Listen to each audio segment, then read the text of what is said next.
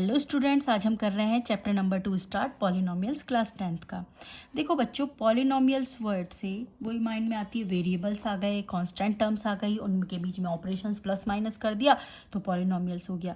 लेकिन थोड़ा सा हमें ये समझना होगा कि अभी तक हमने जो जैसे 6th-7th में चैप्टर्स पढ़े थे एल्जेब्रिक एक्सप्रेशंस, तो एल्जेब्रिक एक्सप्रेशंस को ही हम पॉलिनोमियल्स बोल रहे हैं क्या, ये समझना है। देखो बच्चों, क्या होता है एल्जेब्रिक एक्सप्रेशंस, तो ये भी हो जाएगी, जैसे मैंने ये लिख रखी है 1/x-1, 3 + √5, ये सब एल्जेब्रिक एक्सप्रेशंस है। लेकिन स्टूडेंट्स इनको पॉलिनोमियल्स नहीं बोल सकते। क्यों नहीं बोल सकते, क्या कारण है? ये कारण ये है कि पॉलिनोमियल्स कहता है कि डेफिनेशन कहती है कि अगर वेरिएबल्स की जो पावर है वो होल नंबर्स में ही होना चाहिए, तब वो एक्सप्रेशन पॉलिनोमियल्स होगी, नहीं तो नहीं होगी। अब देखो, जैसे मैं इसकी बात करूं 1/x-1, इसकी पावर नीचे डिनोमिनेटर में तो 1 है, होल नंबर हो गया, चलो ठीक है। लेकिन जब हम इसको सिंप्लीफाई करेंगे तो x को ऊपर ले जाएंगे तो पावर क्या हो जाएगी, माइनस में हो जाएगी ना, और -1 तो होल नंबर नहीं होता। इसका मतलब ये एक्सप्रेशन पॉलिनोमियल नहीं होगी। एल्जेब्रिक एक्सप्रेशन तो होगी लेकिन पॉलिनोमियल नहीं होगी।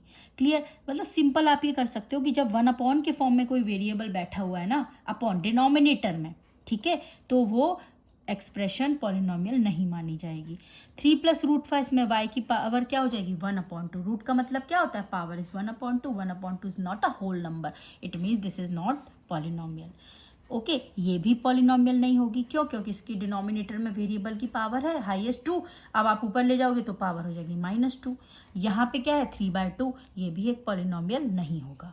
Because in these expression the exponent of all variables not whole numbers 0, 1, 2, मतलब वेरिएबल की पावर नॉन नेगेटिव इंटीजर्स होनी चाहिए बच्चों, तब हम बोलेंगे कि वो पॉलिनोमियल माना जाएगा। इतना क्लियर है? आगे चले। अब बात आती है हमारा टॉपिक डिग्री ऑफ पॉलिनोमियल। तो डिग्री ऑफ पॉलिनोमियल का मतलब क्या हुआ, highest power of the variable. अब मैंने जैसे इसमें x लिख दिया, तो अगर x का पॉलिनोमियल है तो उसकी हाईएस्ट पावर, y का पॉलिनोमियल है तो उसकी हाईएस्ट पावर, वो क्या कहलाएगी, डिग्री ऑफ द पॉलिनोमियल। ठीक है, जैसे 3x² + 5, इसको आप ऐसे कर सकते हो जैसे किसी ने MSc की डिग्री कर रखी है, ठीक है, तो हम उसके बोल रहे हाईएस्ट डिग्री बोलते हैं ना किसी के सामने कि हमने MSc कर रखी है, ये नहीं बोलते कि BSc कर रखी है, बोलते हैं MSc, हाईएस्ट डिग्री। कर तो आपने फर्स्ट से लेके 12th, फिर BSc, फिर MSc जो भी कर रखा हो, लेकिन डिग्री हाईएस्ट डिग्री तो मानी जाती है, बोलते हैं हम, ठीक है। उसी से याद कर लिया करो कि पॉलिनोमियल की डिग्री पूछा है, मतलब हाईएस्ट पावर बतानी है हमें, ठीक है। तो हाईएस्ट पावर, अब देखो इसमें 3 टर्म्स हैं इस पॉलिनोमियल में। अच्छा, सबसे पहले तो ये पॉलिनोमियल क्यों होगा भाई, देखो क्योंकि इसमें जो वेरिएबल है उसकी पावर देखो होल नंबर में, ये 2 है, ये 1 है, इसमें वेरिएबल की पावर होल नंबर है, तो ये 3, 2, 1, ये सब क्या है, पॉलिनोमियल्स हो गए। क्लियर? इनमें कहीं भी जो पावर है वो नेगेटिव इंटीजर्स में, कहीं सॉरी नेगेटिव नंबर नहीं है, ओके, होल नंबर्स में है, तो ये सारे पॉलिनोमियल्स हो गए। अब बात आती है डिग्री की, तो इसमें 3 टर्म्स हो गई पॉलिनोमियल में। x की इसमें पावर 2 है, इसमें x की पावर 1 है, इसमें कुछ नहीं है, तो क्या लिख सकते हैं, x पावर 0।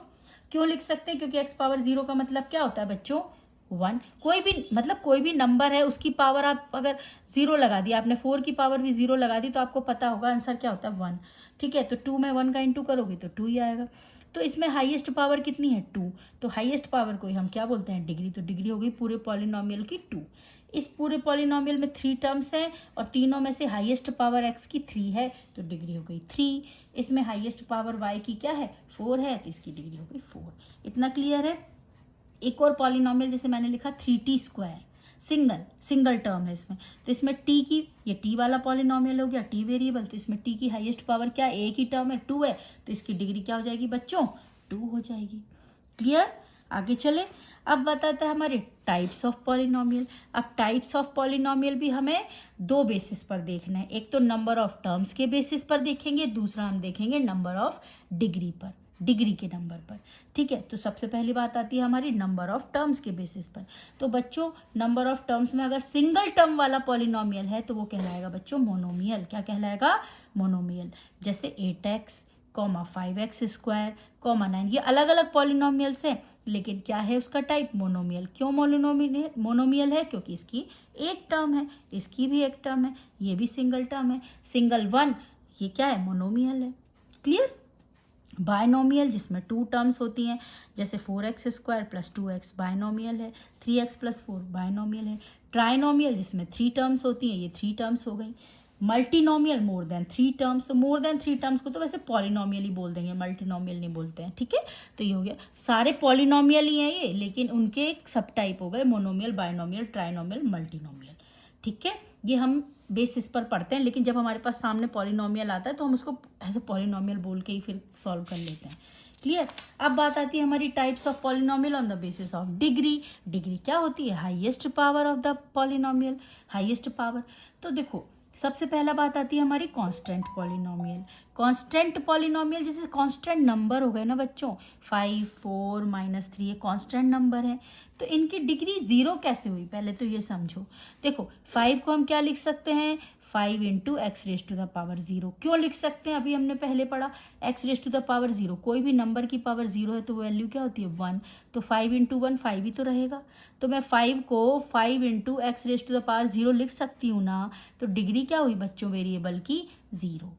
कई बार ये कन्फ्यूज़न हो जाता है कि कांस्टेंट पॉलिनोमियल की डिग्री क्या होती है, तो बच्चे बोल देते हैं 5 की पावर 1 है तो 5 ही रहेगा ना, तो डिग्री हो गई 1, नहीं, क्या होती है 0। हमें कांस्टेंट नंबर की पावर नहीं, वेरिएबल की पावर की बात करते हैं हम डिग्री में। तो वेरिएबल क्या है यहाँ पे, कुछ नहीं है, तो लगा लो भाई x⁻⁴, तो पावर क्या हो गई 0, डिग्री हो गई 0। लीनियर पॉलिनोमियल जिसमें डिग्री हो 1। अब देखो इसमें ये हो गया बायनोमियल, लेकिन लीनियर पॉलिनोमियल है, क्यों? क्योंकि x की पावर क्या है बच्चों 1, x की डिग्री क्या है यहाँ पे 1 है, तो लीनियर पॉलिनोमियल। क्वाड्रेटिक पॉलिनोमियल जिसमें x की जो पॉलिनोमियल की डिग्री क्या हो 2 हो, वो क्वाड्रेटिक पॉलिनोमियल हो गया। क्यूबिक पॉलिनोमियल क्या होगा, जिसमें पॉलिनोमियल की डिग्री क्या हो 3 हो, डिग्री मतलब highest power of the variable 3 है, तो ये क्या हो गया क्यूबिक पॉलिनोमियल, क्लियर। नेक्स्ट हमारा टॉपिक है जीरो ऑफ द पॉलिनोमियल, ठीक है।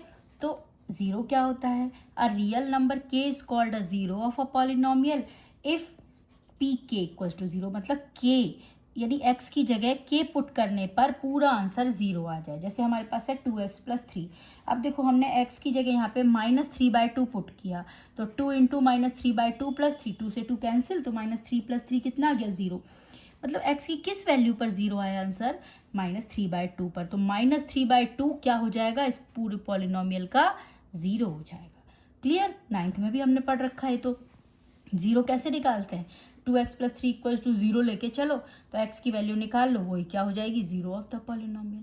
ये लीनियर पॉलिनोमियल था इसलिए इसमें एक 0 निकला। क्वाड्रेटिक पॉलिनोमियल होता तो उसके 2 0 निकल सकते हैं मैक्सिमम, क्यूबिक होता तो 3 मैक्सिमम निकल सकते हैं, ठीक है। चलो अब बात आती है कि भाई जो जीरोज ऑफ देखो हम मोस्टली क्वाड्रेटिक पॉलिनोमियल पढ़ेंगे बेटा इस चैप्टर में, ठीक है। तो क्वाड्रेटिक पॉलिनोमियल में कितने जीरोज निकल सकते हैं, 2 जीरोज निकल सकते हैं मैक्सिमम। तो 2 जीरोज को हम मान के चल रहे हैं, एक 0 है अल्फा, दूसरा 0 है बीटा। अब अल्फा और बीटा जैसे ये इक्वेशन है ax² + bx + c, ये नहीं पता हमें क्या है, इसके जीरोज हो गए अल्फा एंड बीटा।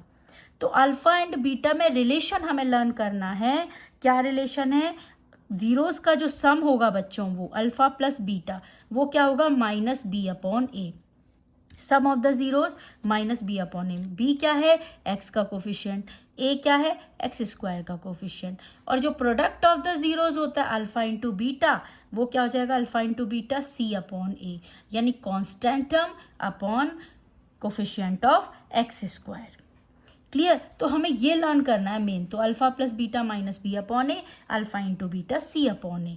अगर कोई क्वाड्रेटिक पॉलिनोमियल हमें इस फॉर्म में दे रखी है तो यानी क्वाड्रेटिक पॉलिनोमियल होनी चाहिए, तब ये रिलेशन रहेगा alpha + beta -b/a, alpha × beta c/a, ठीक है। अब इसको हम देखते हैं कैसे आया ये, क्लियर। बच्चों देखो इसकी टेंशन मत लेना कि ये एक बार समझ लो, समझने के लिए ये चीज़ एग्ज़ाम पॉइंट ऑफ व्यू से बिल्कुल नहीं है कि ये कैसे आया, तो मैं सिर्फ इन 2 चीज़ों को लर्न करना है कि sum of the zeros -b/a, product of the zero c/a, लेकिन मैं समझा देती हूँ आया कैसे।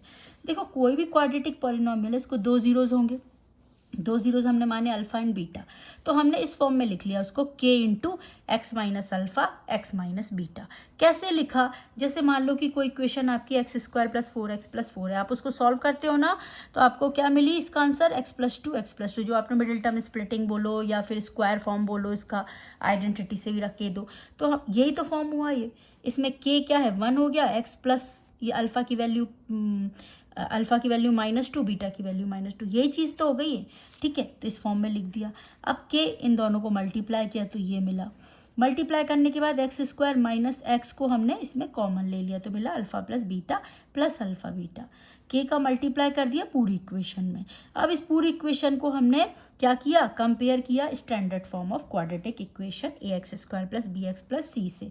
तो ए की वैल्यू क्या मिली बच्चों, के, बी की वैल्यू क्या मिली, देखो एक्स का कोफिशिएंट बी है, यहाँ पे एक्स का कोफिशिएंट माइनस के अल्फा प्लस बीटा है, क्लियर।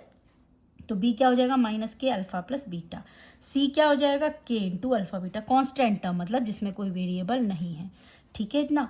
अब हमें निकालना है alpha plus beta minus B upon A, तो कैसे आएगा, देखो मैंने यहाँ कर रखा है a इज इक्वल्स टू के, बी इक्वल्स टू आया -k अल्फा प्लस बीटा। तो b इज इक्वल्स टू इस k की जगह a पुट कर दो, देखो क्यों कि k की जगह a आ गया ना हमारा, तो -a alpha plus beta, a को नीचे लाओ तो क्या हो जाएगा -b अपॉन ए, क्या आ गया अल्फा प्लस बीटा, यही बताया था ना हमने फॉर्मूला। ठीक है, ऐसे यहाँ पे a इज इक्वल्स टू के, सी इज इक्वल्स टू के अल्फा बीटा, तो c इक्वल्स टू के की जगह क्या पुट कर दो, a पुट कर दो, तो a alpha beta c upon A alpha beta. तो प्रोडक्ट ऑफ द जीरोस तो c अपॉन ए रहेगा और sum of the zeros -b upon A रहेगा। हम इन्हीं को लर्न करते, इन्हीं को समझते हुए फिर आगे जितनी भी एक्सरसाइजेज हैं, इसमें 2 एक्सरसाइज हैं टोटल, ठीक है, इन्हीं पर बेस्ड है, इन्हीं 2 फॉर्मूलाज पर। तो ये तो बिल्कुल अच्छे से लर्न होना ही चाहिए, क्लियर।